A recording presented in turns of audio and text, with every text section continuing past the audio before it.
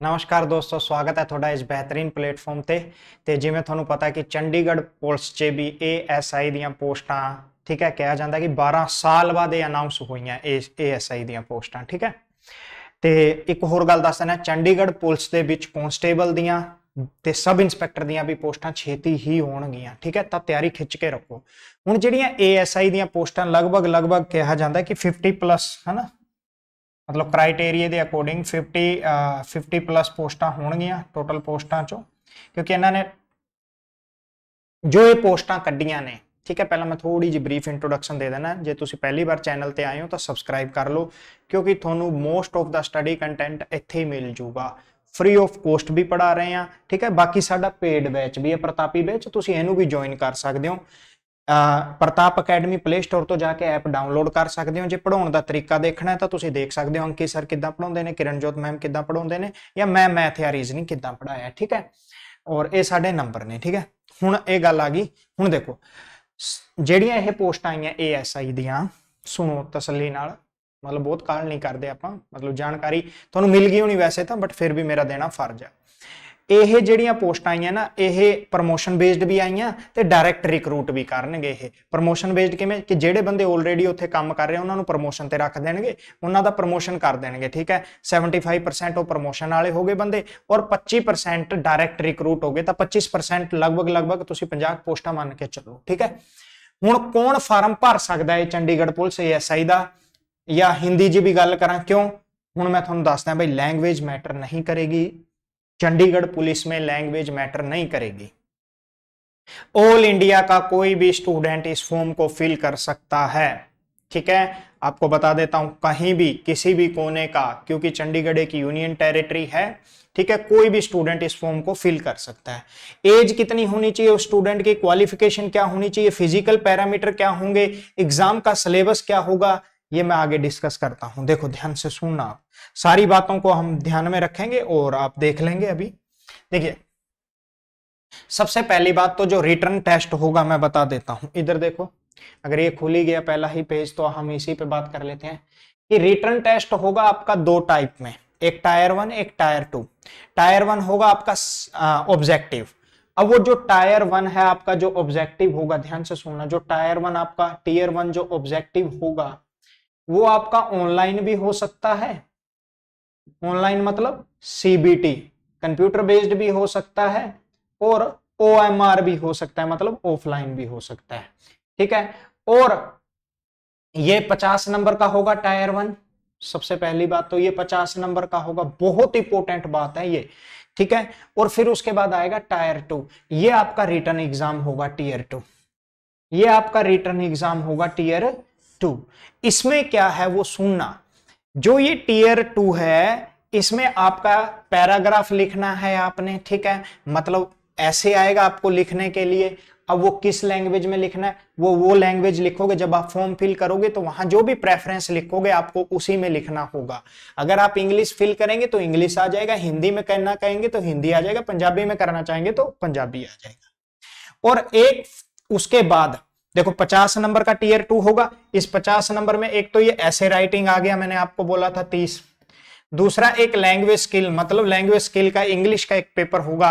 ठीक है, उसका 20 मार्क्स, वो 20 मार्क्स का, तो ये 50 का बन गया। मतलब जो सेकंड टायर होगा वो आपका रिटर्न होगा। ठीक है, तो इसकी भी तैयारी हम बेहतरीन तरीके से आपको कराएंगे, बताएंगे, टेंशन मत लेना आप। ठीक है, उसके बाद आ जाइए, जर्नल कैंडिडेट को 50% क्वालिफाई करने जरूरी है, 50% मार्क्स लेने जरूरी हैं टीयर 1 में। ऐसी कैंडिडेट को, मतलब बाकी अदर कैंडिडेट को 40% चाहिए। मतलब अगर मान लीजिए आपके टीयर 1 में 25 नंबर से कम नंबर आए तो आपकी कॉपी ही नहीं चेक होगी, मतलब आप क्वालिफाई नहीं करेंगे सेकंड टायर के लिए। कहने का मतलब आपके टीयर 1 में 25 से ज्यादा नंबर आने चाहिए, ये बात याद रखना। ठीक है, 50%। अब कई बंदे बोले सर 50% तो 25 हो गए, जे 25.5 आए, वो यार ज्यादा ले लियो, कोई गल नहीं, तुम क्यों किनारे ते घिसड़ के गल्लां करदे हुंदे हो। ठीक है, आगे आ जाओ। ये आगे बात समझ में कि नहीं आई? ठीक है, तो ये था एक, और हाँ भाई ये था। अब आ जाइए, यहां पे आ जाइए। अगला क्या है, अगला है कि आपका फिजिकल, वेरी वेरी इंपॉर्टेंट, कि फिजिकल में आपका क्या पैरामीटर रहेगा। देखो सबसे पहली बात तो मेल की जो हाइट है वो होनी चाहिए 5 foot 7 inch, 5 foot 2 inch female की होनी चाहिए, समझ आ गई है। और जो जो हिल एरिया के स्टूडेंट हैं, जैसे जो पहाड़ी एरिया के स्टूडेंट होते हैं, उनको 5 सेंटीमीटर का रिलैक्सेशन दिया जा सकता है, कोई बड़ी बात नहीं है, 5 सेंटीमीटर का, ठीक है। उसके बाद चेस्ट ओनली मेल की होगी, फीमेल इसमें इंक्लूड नहीं है, तो चेस्ट 33 इंच 33 होनी चाहिए, वो भी एक्सपेंशन करके, ठीक है, विद एक्सपेंशन ऑफ 1.5 इंच, ठीक है। मतलब ये आप फिजिकल पैरामीटर है, जैसे कि नॉर्मली 33 इंच और उसके बाद ऐसे फुला के आपका 1.5 इंच और बढ़ना चाहिए इस तरीके से।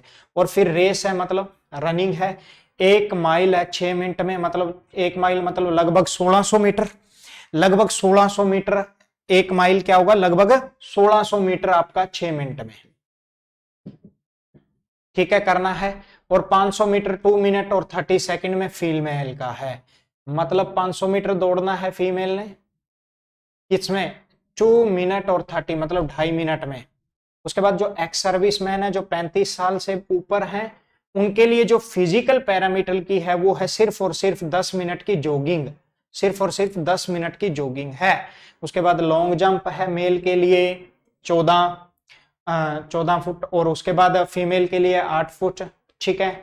उसके बाद हाई जंप है मेल के लिए 4 फुट और फीमेल के लिए है 3 फुट, ठीक है। ये है भाई फिजिकल पैरामीटर। तो जो बच्चे इसमें पढ़ाई करना चाहते हैं या इसमें सिलेक्शन लेने चाहते हैं, ये मत सोचना पोस्टें कम है, आप अभी से मेहनत को स्टार्ट कर दीजिए भाई, आप ASI होंगे चंडीगढ़ में, ऐसा मान के चले, ठीक है। और ऐसा मत सोचना कि पेपर देने के बाद फिजिकल की तैयारी करेंगे, कई हमारे ऐसे स्टूडेंट हैं जिनके नंबर पूरे पूरे हैं और वो इसी कॉन्फिडेंस में कि हम पेपर हो जाए सर फिर फिजिकल स्टार्ट करेंगे, फिर उनसे रस्सा भी नहीं चढ़ा जाता।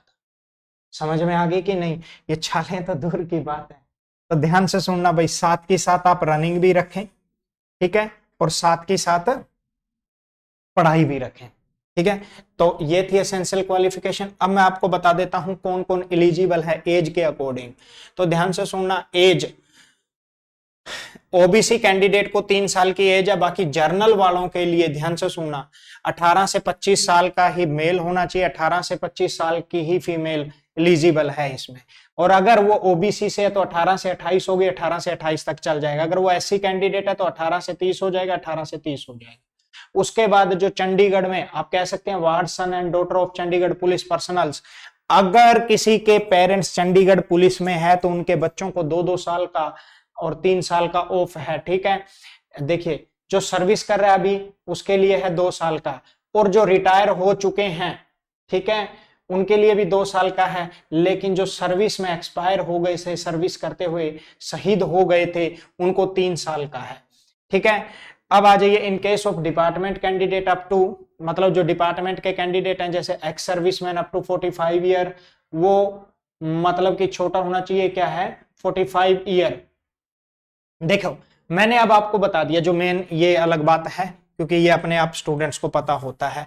आप यहाँ पे ध्यान दीजिए, इधर देखिए, ठीक है। ये स्टूडेंट भर सकते हैं, मतलब अगर मैं सिंपल सी बात बोलूं तो भाई अगर आप जर्नल कैंडिडेट हैं तो आपकी 18 से 25 साल की उम्र होनी चाहिए। अगर आप एससी ओबीसी और अदर कास्ट के हैं तो आपकी 18 से 28 होनी चाहिए बस, ठीक है। आप चाहे मेल हैं चाहे फीमेल हैं। उसके बाद आ जाइए, आपको ड्राइविंग लाइसेंस बहुत इंपॉर्टेंट है, ये बात याद रखना, ड्राइविंग लाइसेंस होना चाहिए दोनों के पास, ठीक है। Motor vehicles of the following classes, motor vehicles and the motor car, ठीक है, दोनों ही, मतलब आपके पास आपके पास LMV का होना चाहिए, लो मीटर व्हीकल का जो बनता है, ठीक है। तो ये थी कुछ इंफॉर्मेशन। अब आपको बताता हूं मैं रिटन एग्जाम में जो सिलेबस आएगा, इन्होंने जो सिलेबस दिया है, देखो सबसे पहली बात बहुत ही प्यारी सी बात कह रहे हैं भाई, हम तो आपने करना है जनरल नॉलेज, यहां जो दे रखा है जनरल नॉलेज मतलब जीके, और ये इंडिया पंजाब सभी की आएगी, करंट अफेयर, ठीक है। तो आपको इनकी क्लासें जरूर प्रोवाइड होंगी। उसके बाद आईटी मतलब कंप्यूटर से रिलेटेड, उसके बाद आ गया आईटी नॉलेज मतलब कंप्यूटर से रिलेटेड, फिर आईक्यू और रीजनिंग, ठीक है, आईक्यू आपका आईक्यू लेवल टेस्ट के लिए मतलब आप कह सकते हैं इसमें रीजनिंग भी आ जाती है। ये आईक्यू क्या होता है ये भी मैं बता दूंगा। ठीक है, आईक्यू आपकी रीजनिंग आ गई। उसके बाद न्यूमेरिकल एबिलिटी आप कह सकते हैं, जिसको मैथ या क्वांट कह सकते हैं, न्यूमेरिकल एबिलिटी। फिर एथिक्स। अब देखो पंजाब पुलिस में भी किरण जोत मैम ने एथिक्स कराई थी 3-4 क्लासें, हालांकि उनका क्वेश्चन कोई ज्यादा आया नहीं, एक आधी शिफ्ट में एक आधा आया था, तो आपको यहां भी एथिक्स मैम करवा देंगे यूट्यूब पे, डोंट वरी। ठीक है, और आप इसमें नेगेटिव मार्किंग होगी 0.25 की, ये बात याद रखना। ठीक है, तो ये है आपका सिलेबस। अब आती है बात और किस चीज की रह गई। हाँ, अब मैंने आपको सारा ऑलमोस्ट सारा क्राइटेरिया बता दिया है, एज का बता दिया भाई, क्वालिफिकेशन बता दिया है। क्वालिफिकेशन आपकी ग्रेजुएशन रहनी चाहिए। ठीक है, क्वालिफिकेशन आपकी ग्रेजुएशन है, मैं बता देता हूं किसी में भी अभी यहां नहीं है तो क्वालिफिकेशन आपकी ग्रेजुएशन थी। यहां है क्या, कहां पे है? हाँ ठीक है, ये रहा कैंडिडेट ग्रेजुएशन और इक्विवेलेंट। ठीक है, क्वालिफिकेशन आपकी ग्रेजुएशन होनी चाहिए बस। ठीक है, तो होप सो। अब मैं आपको बताता हूं भाई, आप तैयारी में जुट जाएं। अगर आपको मेंटल एबिलिटी जीके वगैरह अभी देखना है, इंडियन लेवल का किस तरीके से कराया जाता है, तो आप इस चैनल को सब्सक्राइब करके जरूर देखें। दूसरों की तरह शोर मचाने की आदत नहीं है, सिलेक्शन आप अपने आप देखेंगे, दे देंगे और सिलेक्ट ही हो जाएंगे जब आप कंटेंट देखेंगे। ठीक है, so thank you so much, best of luck.